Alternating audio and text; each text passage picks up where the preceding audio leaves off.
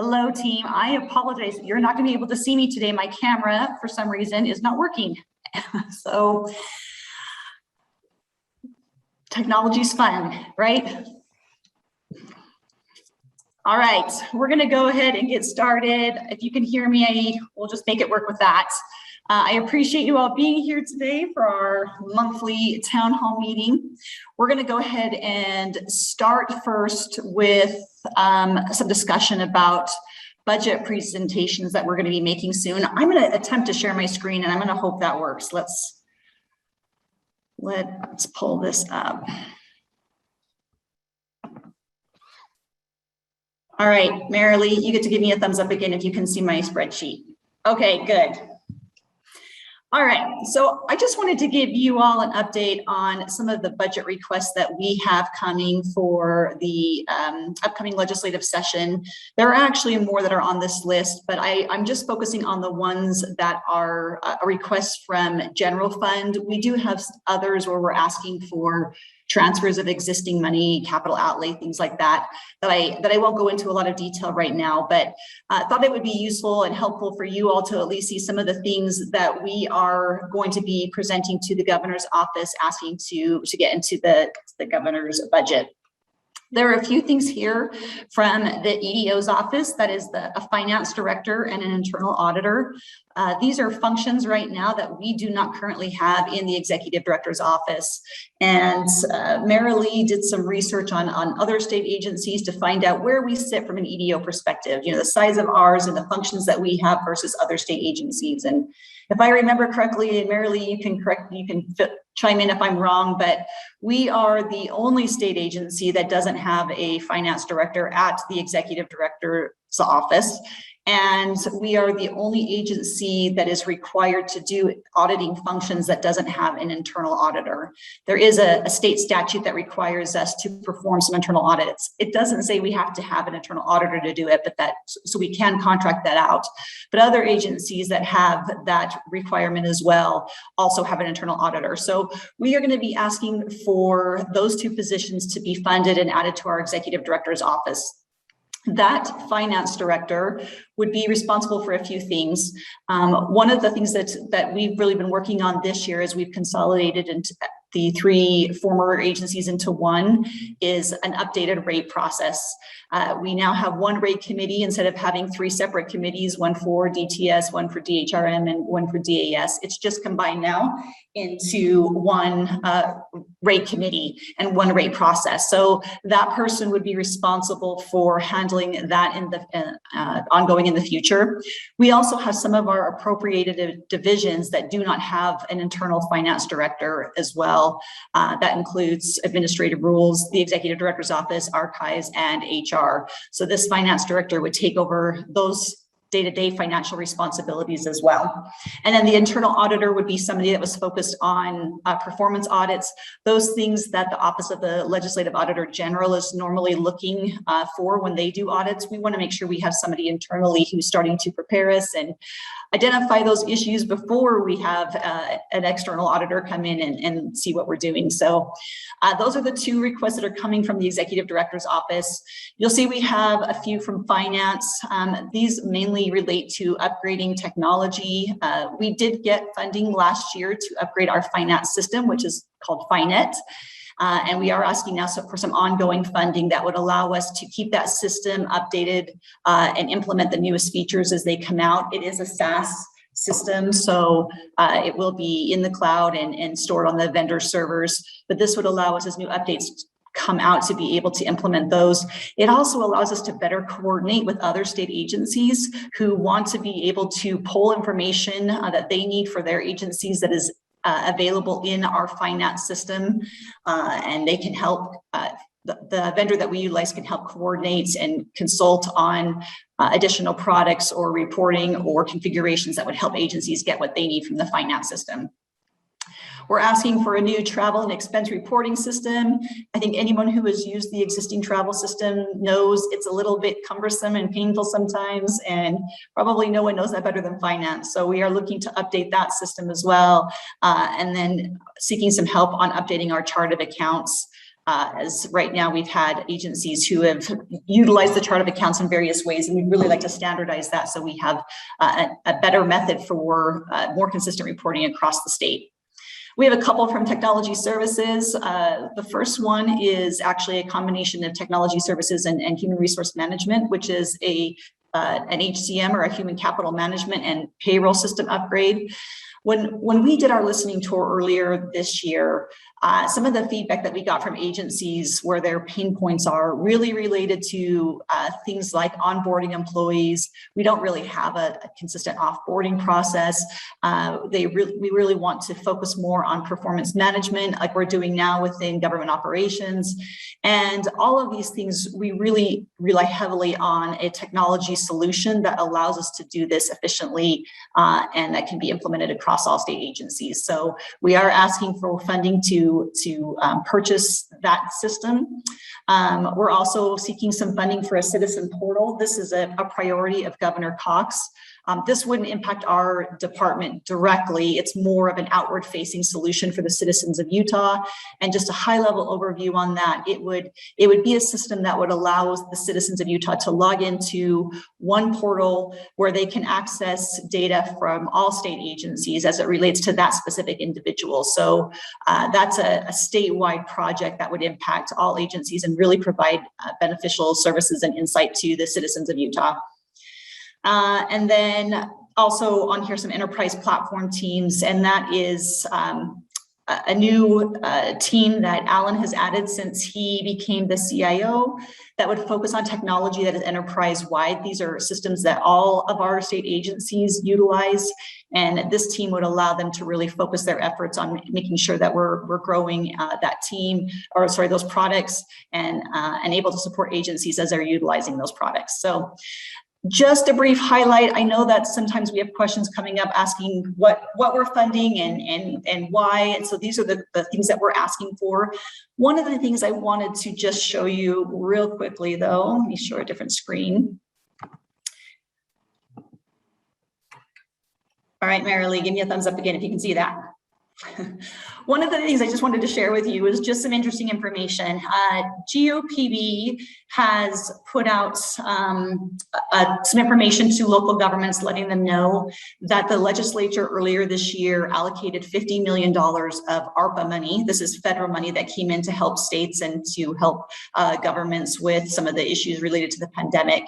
The legislature located $50 million of the money that was received by Utah to help fund some of these things that are allowed under ARPA. And you can see from this graphic that GOPB shared that just from local government. So these aren't requests from other state agencies. These are just requests from local governments or nonprofit agencies. For that $50 million, they received over $1 billion of requests. And all these requests are things that have to be matched by the local government as well. So they're willing to put up their portion of it in order to get funding from the state to help. And you'll notice that almost $1 billion of those requests were just in water and sewer projects. So I'm sure you're all aware that water has been a hot topic over the last couple of years as we've been in a drought. And so we are gung-ho asking for everything that we know that our department needs in order to be successful. Also just want to make sure that we have some realistic expectations, knowing that Utah has some really critical needs that the legislature is going to be having to deal with, some really big requests that the legislature is going to have to analyze and allocate towards. So it's going to be a heavy lift this year.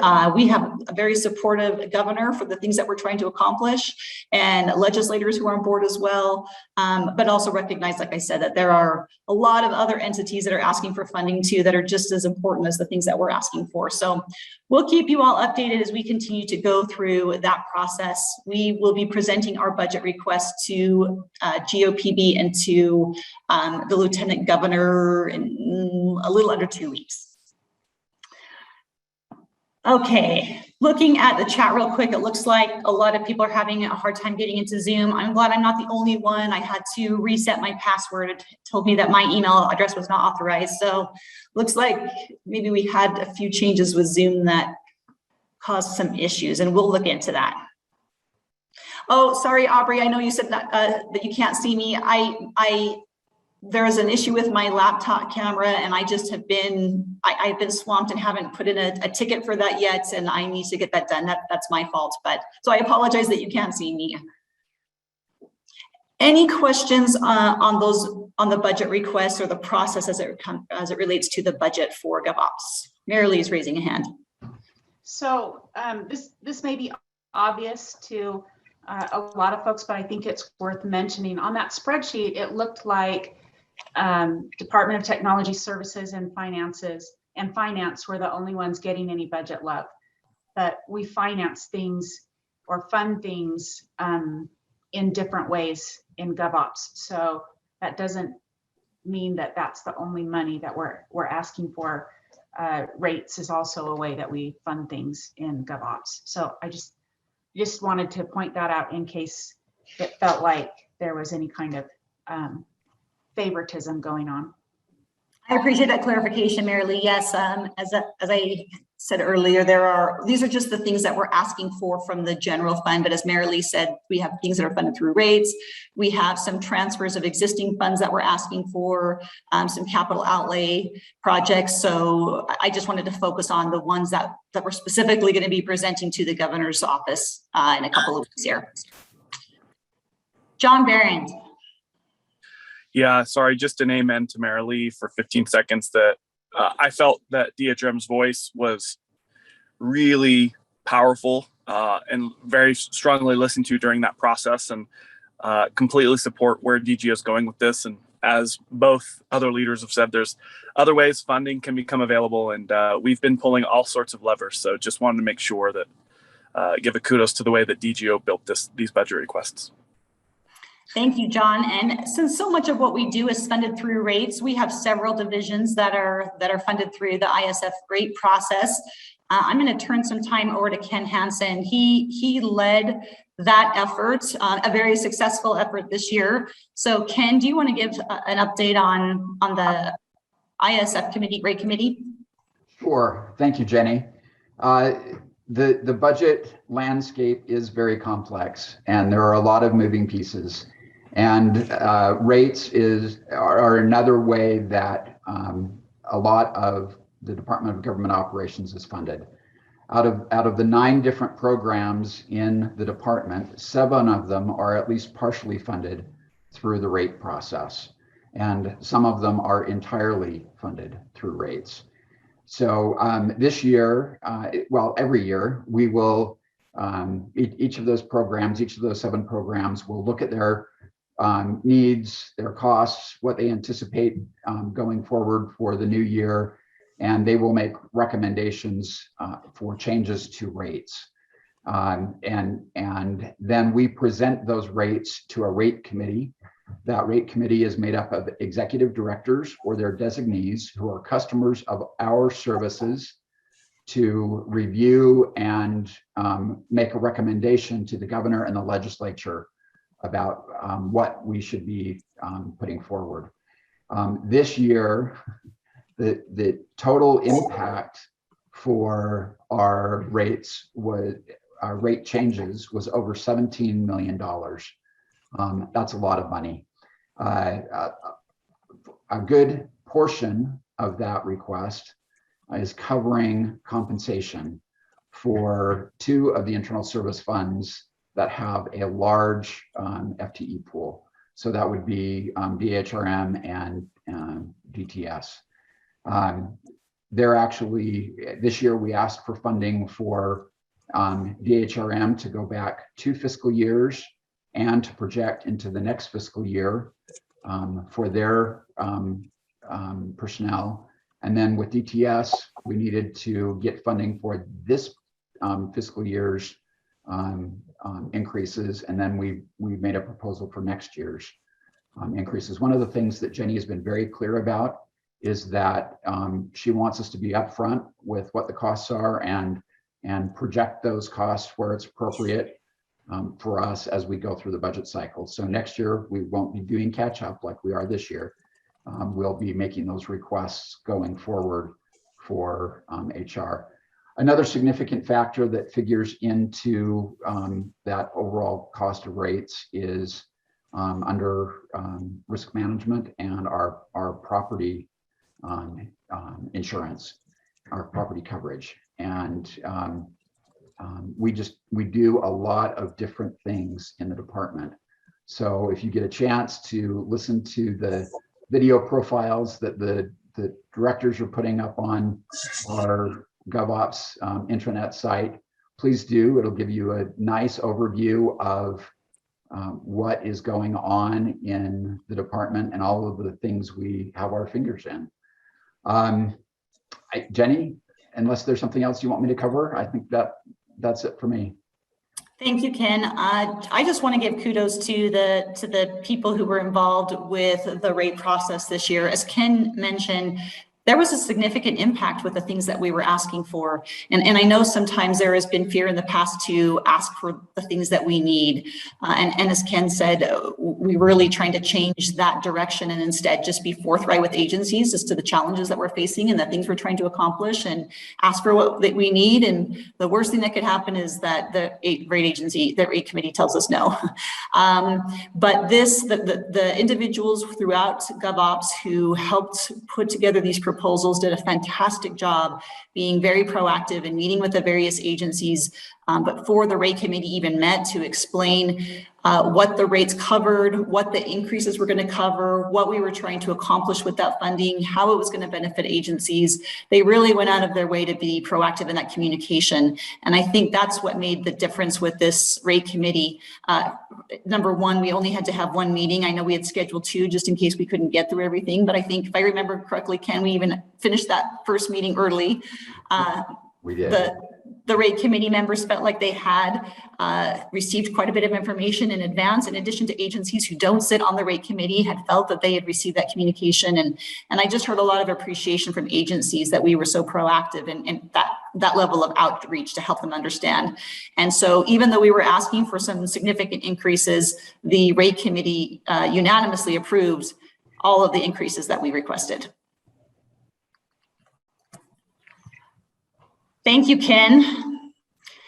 All right, shifting gears a little bit from the budget then, I'm going to turn some time over to Mary Lee.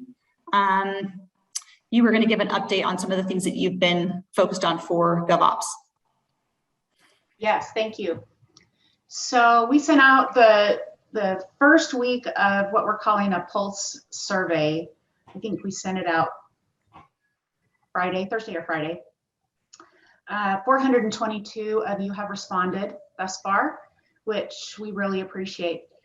So we're going to do a straw poll right here in your chat. There's 8,000 brownie points on the line here. Speed fingers apply. Tell me what S stands for in the seat values. Go. I said, go.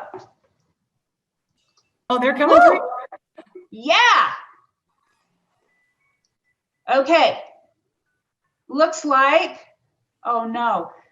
Kwong, nice work. You answered that question in 1.5 seconds. What about the T?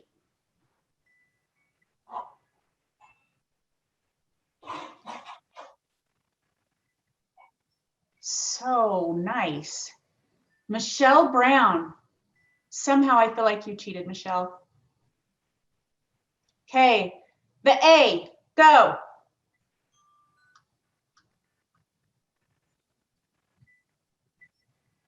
Destiny, nailed it. And the E. Sweet. Melissa, will you write down the winners of each of those letters? And I will make them a certificate for their 8,000 brownie points. So these surveys are centered around our seat values. So, you know, you hear a lot of organizations who they have these great value statements, and they, you know, I always laugh because I see organizations that say, you know, we value honesty. And I always think, okay, is that implied that other organizations value dishonesty? Like, how does that influence your day-to-day work if you value honesty?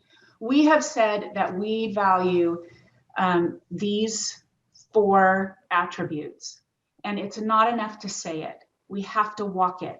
And so these surveys that will go out every week, they're 2 questions.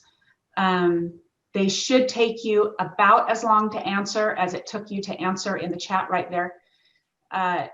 These help us know how we're walking our walk and where we need some improvements. So each week we will send you a survey, and included in that, we will send you the results from the previous survey.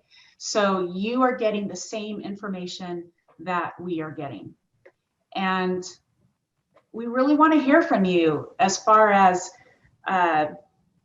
what your opinions are in how we can do better in each area. Each question will tie to a certain value in the SEAT framework. You should see a question repeat about twice a year. And that's so we have a benchmark to measure and see if we're making any kind of progress. There's always a comment section that you can add your comments, anything that you feel like would be helpful. Additionally, we'll also be telling you, okay, you know, we see a weakness in accountability. That doesn't mean that, you know, we're rotten or that we're failing. It means that there's opportunity there, and we're going to embrace opportunity and create some sort of a plan. And that plan might include some training. That plan might include more communication, you know, accountability. That plan might, you know, we would engage DHRM and say, hey, Dan Chase, John Barron, we scored low here. Let's put our heads together. We may form some committees to work on some of these things. We for sure will utilize the power of the focus groups. So these surveys are so important, and I would really ask that you go in and just take a second and fill those out. So we're excited about that. Did somebody ask a question, or was that background? We will be beginning to talk website in earnest. I still need some clarification on how we're going to fund this, because this agency has the weirdest funding structure of all agencies. We won that prize.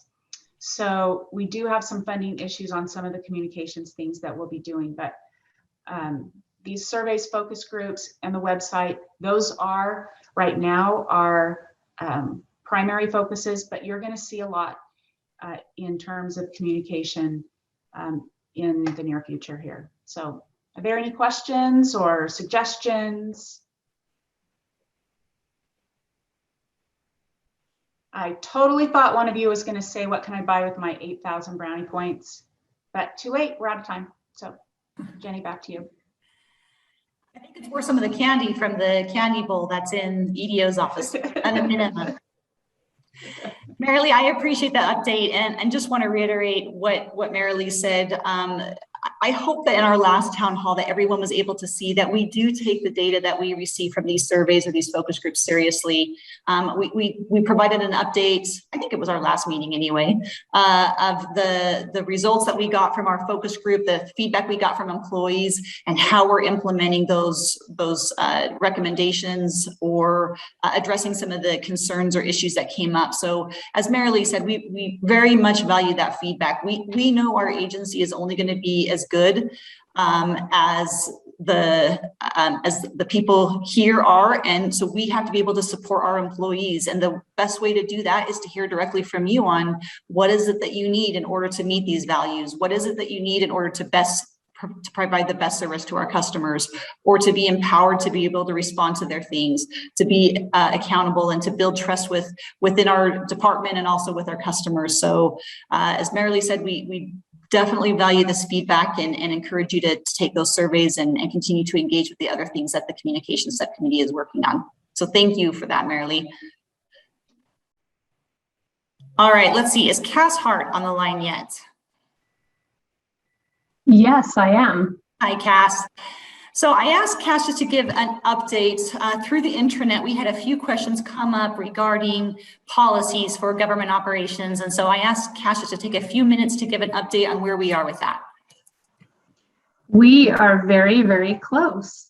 Sherry Saracino and I met this morning, and with some great collaboration with our other divisions, we are hoping that we'll have new GovOps policies available on October 1st. These policies will be available on our public-facing website. So those of you who have employees who do not have email addresses or access to the GovOps intranet will also be able to view those. You don't have to go through any extra hoops to get that information to those employees. They can view those. I will update some AAAs within the next week or so to get AAAs for agency-wide policies out to the whole department. We have forms that will go along with things like our incentive policy and our lead bank policy that DTS has kindly helped us create. So this is a great package of policies coming up. Anything else? Did I miss anything, Sherry?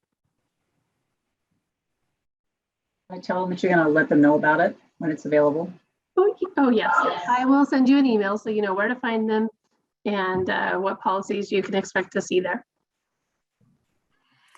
I just want to give kudos again to Cass and Sherry. They have spent a significant amount of time going over the policies of the three former agencies and trying to consolidate them into one. And I admit that when I first asked them to take this on, I had no idea the amount of work that this was going to take, and they have been champs about doing it all. So thank you so much for that. And for those who don't know, Cass is the HR director for all of GovOps. So that's why you'll see those communications coming from her when they're ready to go.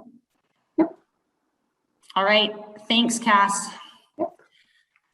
The last thing on my list that I wanted to update on before we turn time over for questions is just an update on the pilot group that we talked about either last time or the time before.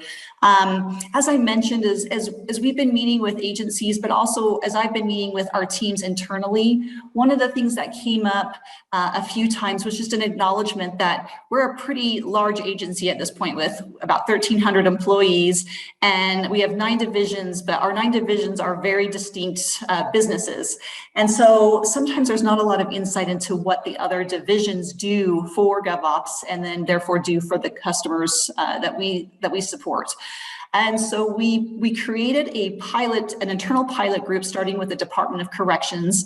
And the purpose of this group is to look at an agency holistically instead of just through the lens of a specific division.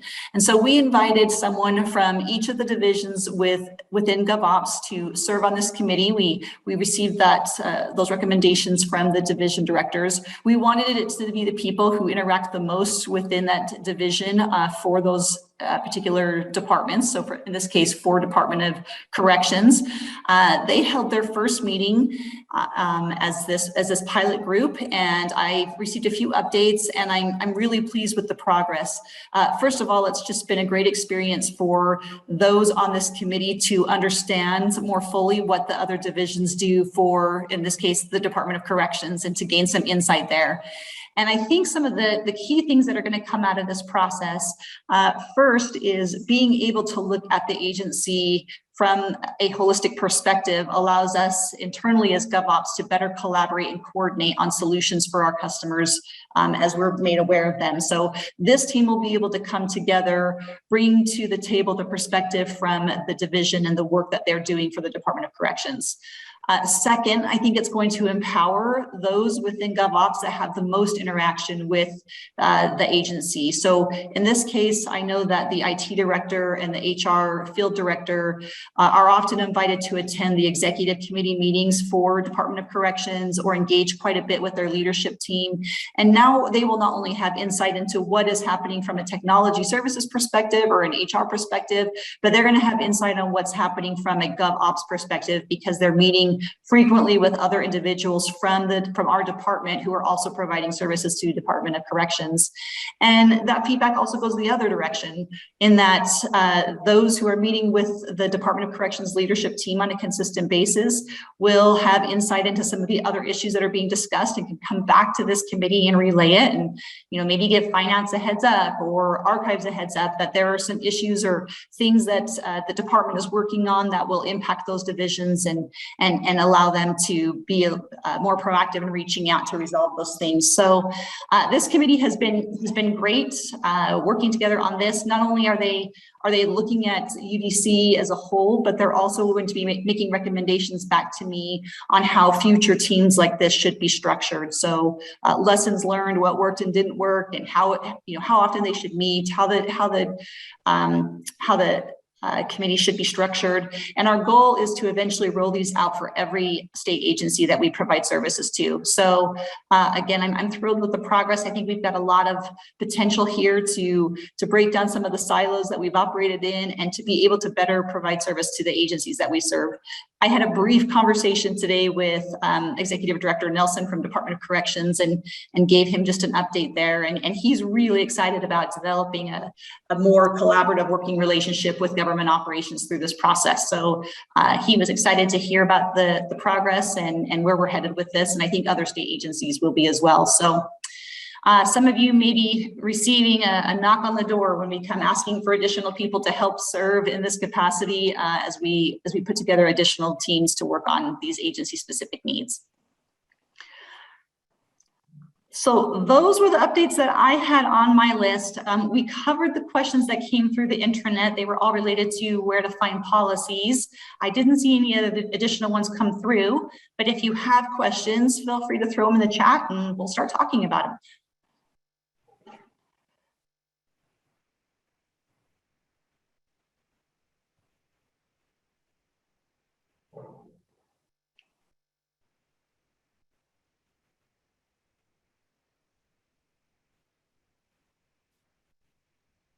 I'm not seeing anything so far. And again, I apologize for anyone who logged in late that you can't see me. I need to get my camera fixed. Matt, how are things going in your world? They're actually going really well. We've got a lot of exciting things going on at UGRC, and I stole your idea about executive videos, and we work with risk management to make one for UGRC. I believe that Hollywood is calling me soon. That wouldn't surprise me at all. I'm glad that you did that. I'm assuming it was Wes who did your videos. He's fantastic. He is. Good. Sherry said thanks for the So Delighted event. I need to be careful there. My trademark names. So Delighted event.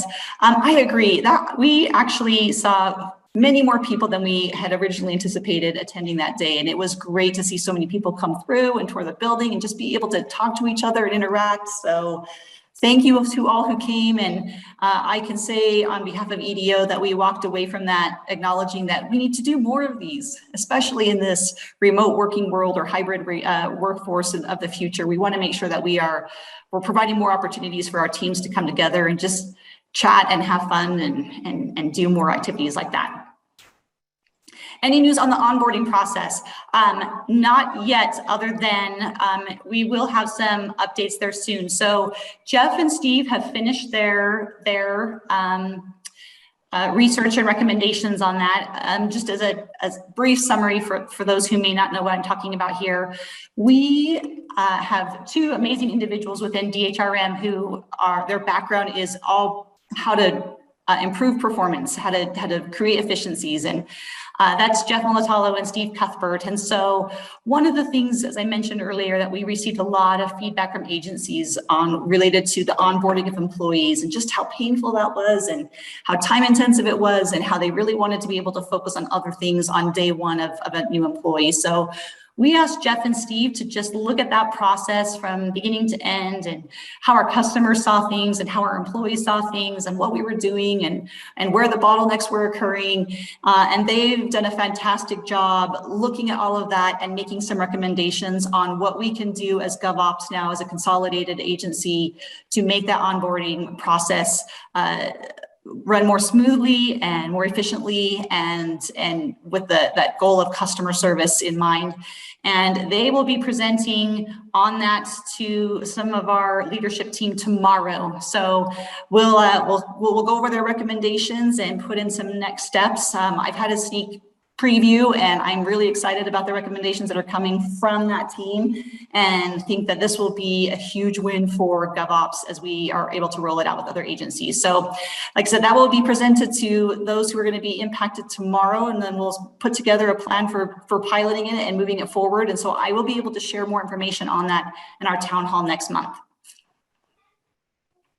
Let's see, John Barrett said he had the opportunity to meet with Jeff and his team and they did a wonderful job capturing user stories and storyboarding. Yes, they did a fantastic job. And one of the things I really appreciated about Jeff and Steve and this UDC pilot group, and really I've seen this over and over again, is just this very intentional process of making sure that all of the perspectives are at the table. So, you know, they didn't look at it just from an HR perspective, but they pulled DTS in and they pulled people from other, you know, from fleet and even from other divisions to get insight into what does this process look like for you when a new employee is hired and they need something from your division, and they reached out again and got some customer perspective as well. So they did a fantastic job at just pulling together a lot of differing perspectives to make sure that we were looking at this from a larger scale and capturing all of the pain points so we could address them and come up with a solution that's going to work moving forward.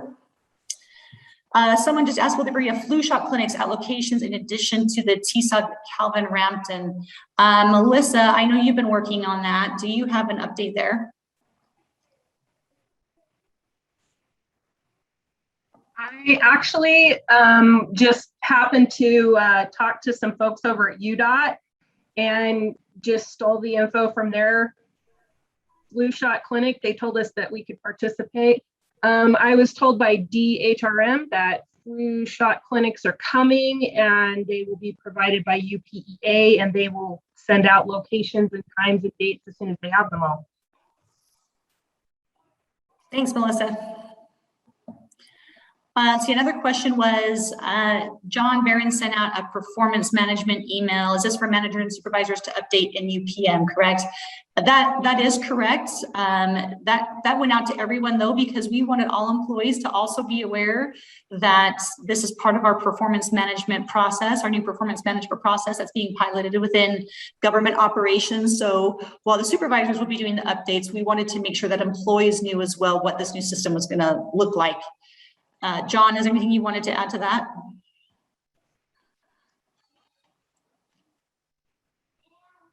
No, okay. Can I speak to that? This is Dan. Go for it, Dan. Yeah, just so we're clear, Amanda, there was nothing new in what was sent out by John today. So in other words, there was nothing that you would have to take from that and put in UPM that you haven't already heard. It was simply just another tool to remind you first of the October 1st deadline, but also just some people participate in the webinars. It's just a different tool for you to look at the information we shared in those things. And it might be more, it's more of a step-by-step process. So some people that works for them better. And so we created that. Gary Scow and Shane Krebs created that just as a learning tool, a job aid, as you go through the process of doing your 2 developmental goals in UPM to help you with that process and to remind you of the acknowledgements for the monthly coaching or performance conversations and that expectation. But that's really all that is. Thank you, Dan. Let's see, understanding that COVID is ongoing, is daycare still in the works or future plans for the TSOB? I can tell you that there are still discussions that are happening about having some kind of a daycare facility on site at the Taylorsville State Office Building. However, that's pretty far into the future. They're just conceptual conversations at this point. Nothing has been funded. So they're ongoing conversations that are occurring. There is quite a bit of interest, not just for the employees at TSOB, but from some of the employees at the buildings near the Taylorsville campus or on the Taylorsville campus overall. So ongoing conversations happening there. I don't know if Sarah Bull is on the line.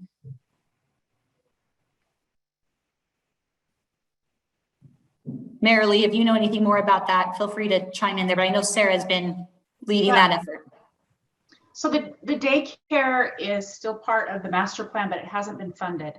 So in order to put that in, we would need to go back and secure funding through potentially a couple of different mechanisms. But it definitely is still on the master plan, and discussions are continue. So not sure if that added too much, but very much on the radar. Thank you.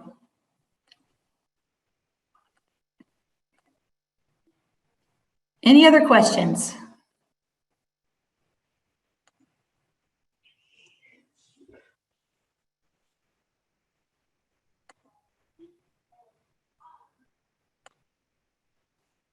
I did have several people ask me at our Soda Lighted event how I had betrayed my love of crumble cookies by having other cookies at that event. So just needed to clarify that I still have that love still exists, but those ones were good as well. All right, I am not seeing any other questions come through, so we'll let you go early. Thank you again for joining. We'll have another town hall next month where we'll provide some updates on that onboarding process and some other things that we've asked Jeff and Steve to work on, and we will see you then. Thank you all.